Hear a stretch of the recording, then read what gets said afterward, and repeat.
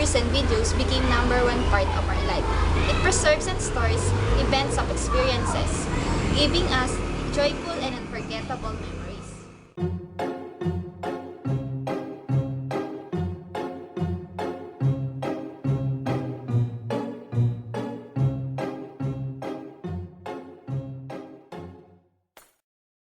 That's why, nowadays, cameras, especially Digicam, turn out to be the most popular and usable technology used by us.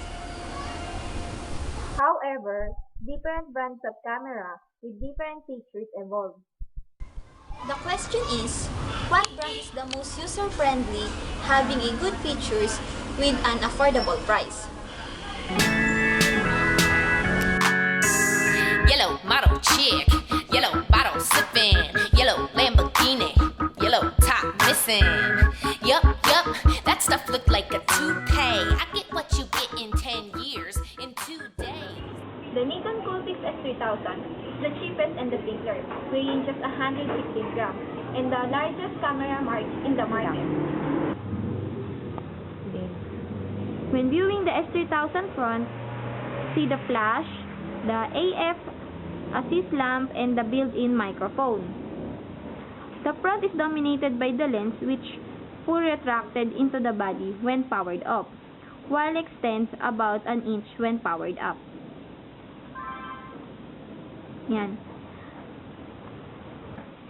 The top of it features a large shutter surrounded by a zoom lever and a small power-up button.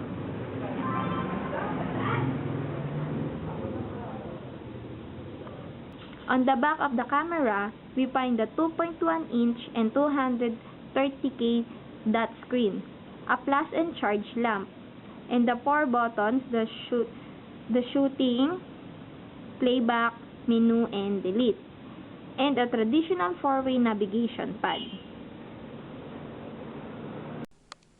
On the other hand, we have Panasonic Lumix DMC FX10. It's fairly standard compact digital camera.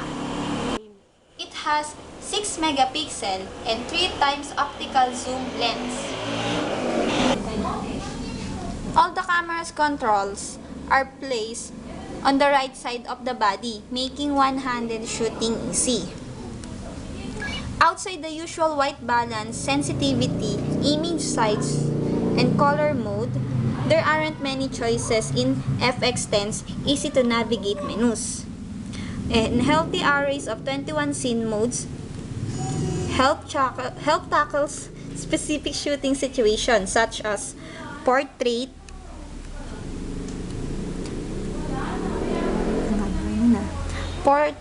night scenery, and fireworks.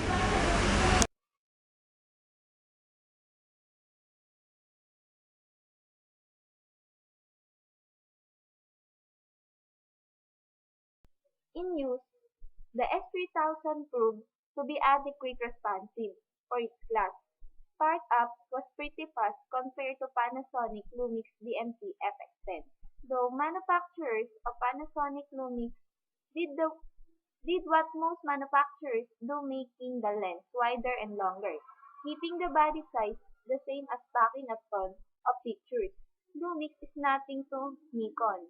Nikon Coolpix S3000 composed of different scenes, modes that one became interested. It has more features and speedy performance, with a good photo or video quality, while the Panasonic Lumix DMC FX10 has a rear pointless screen, no raw capture option, noisy photo, and a short battery, and not minding more features and speedy performance. And all that I can see, and all that I can see is just a yellow lemon tree.